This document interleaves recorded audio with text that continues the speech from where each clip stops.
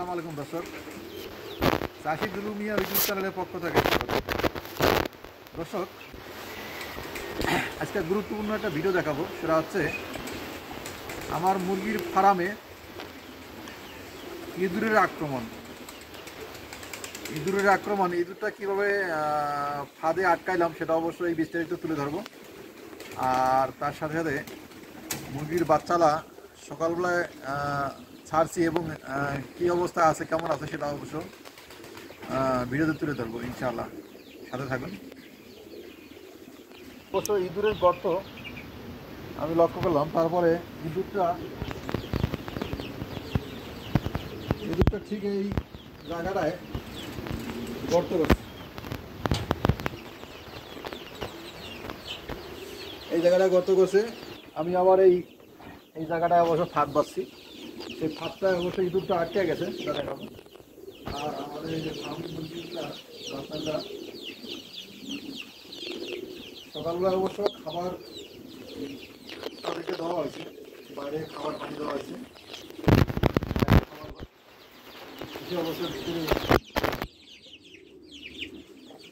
নাই, খাবার নাই ভিতরে অবশ্য ঢুকে রাখা আছে। যেহেতু শীতকাল, শীতের মৌসুম চলতেছে, এই শীতের মৌসুমে আমি মুরগি বাচ্চারা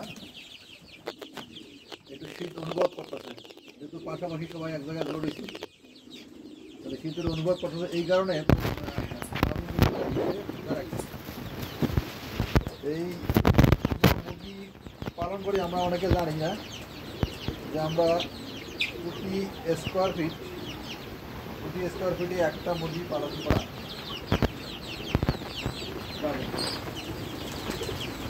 সেক্ষেত্রে এই জায়গাটা আমাদের 50টা মুরগির বাচ্চা অবশ্যই পালন করা যাবে। আর প্রতি স্কোয়ার ফিটে যদি একটা মুরগি পালন করা যায়, তাহলে আমাদের ভাবতে হবে কয় স্কোয়ার ফিটের আমাদের জায়গাটা। সেইটা অনুযায়ী অবশ্য আমাদের এই মুরগি পালন পরিচালনা চিন্তাভাবনা করতে হবে। কবুতর যেমন শরীরে উঠে, এই মুরগির বাচ্চাগুলোও এমন হয়েছে পোষ মানছে, মানে শরীরে উঠে হাতের কাছে চলে আসে, ভয়ভীতি পাচ্ছে না। এগুলো অবশ্য যত বড় হবে তত অবশ্য ভয়ভীতি পাবে। এগুলা ফার্মি মুরগি অবশ্য কাছে কেউ থাকে না। এখন অবশ্য অভ্যস্ত আছে, শিকারি প্রায় কাছাকাছি, ভয়ভীতি পায় না, কাছাকাছি থাকার চেষ্টা করে। খাবার দিলে দৌড় পড়ে চলে আসে। বাচ্চার বয়স বর্তমান 37 কি 38 দিন চলে, 37-38 দিন চলে। 50 দিন বয়সে অবশ্য ট্রিটমেন্ট করতে পারবো ইনশাআল্লাহ, ভিডিওতে দেখাবো।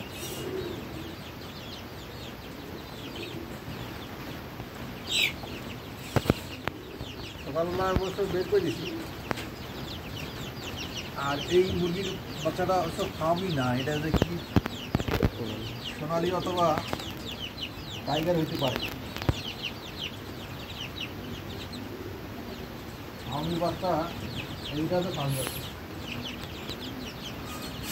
ওই যে উপরে এর উপরে আছে, ওটা বলছে ফার্মি বাচ্চা।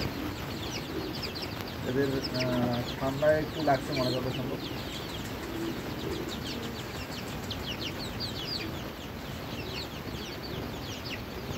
ঠান্ডা লাগার লক্ষণ হয়েছে ওই যে পাশাপাশি অবশ্য জড়িছে, পাশাপাশি এক জায়গায় জোর হয়ে গেছে। জোর হওয়ার কারণ হচ্ছে ঠান্ডার লক্ষণ, মানে তাদের ঠান্ডা লাগছে, এটাও বোঝা যাচ্ছে যে ঠান্ডা অনুভূতি।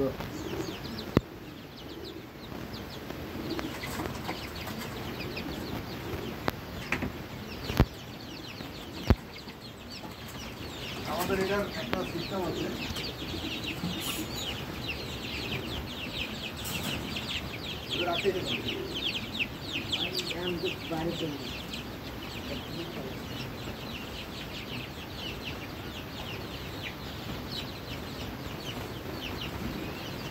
বর্তমান কুকুর এবং শিয়ালের যে উৎপাত, মানে খুবই খারাপ অবস্থা।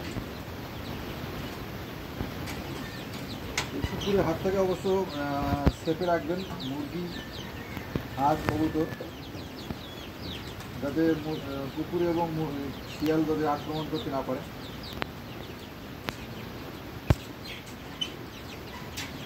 আর আমাদের যে ইঁদুর ধরা পড়বে সেটা অবশ্য দেখাবো।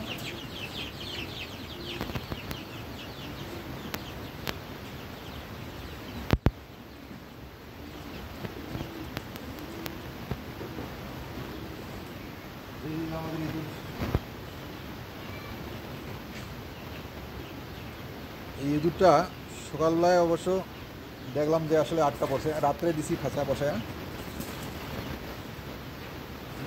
রাত্রে খাঁচা বসায় দেওয়ার পরে দেখি যে সকালবেলা আটকে গেছে। এর খাবার হিসেবে দিয়েছিলাম ধান আর ভুট্টা, আর এই টোপটায় অবশ্য আমি কিছু দিই নেই, হয়তোবা ওর শরীর লাইগাই এই টোপে অবশ্য কিছু খাবার দিই নেই। ওর শরীরটা যখন ওই জায়গায় লাগছে, এই যে লাগছে, তখন ঠাসকে পড়ে গেছে, পড়ে যা আটকে গেছে। এই ইঁদুর আমাদের ফসলের অনেক ক্ষতি করে। ইঁদুরটা আমাদের মারা খুব জরুরি, যেহেতু আটকা পড়ছে, ওর রক্ষা নাই, ওরা অবশ্য মেরে ফেলবো। আর এইটা মেরে অবশ্য আমাদের যে বিড়াল আছে, বিড়ালটাকে অবশ্য খেতে দেবো।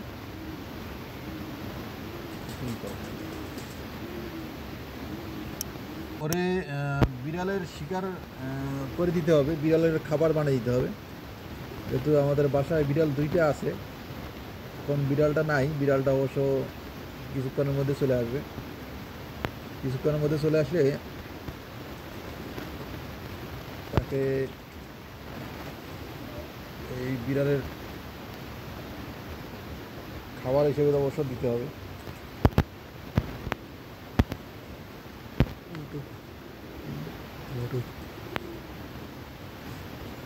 একটাই পাওয়া গেছে, এটা অবশ্য ফসলের অনেক ক্ষতি করে, এটা অবশ্য মারাটা জরুরি। তো দর্শক, আজকে এই পর্যন্ত ভিডিওটা শেষ করলাম। পরবর্তী ভিডিও দেখার জন্য অনুরোধ হলো। আসসালামু আলাইকুম।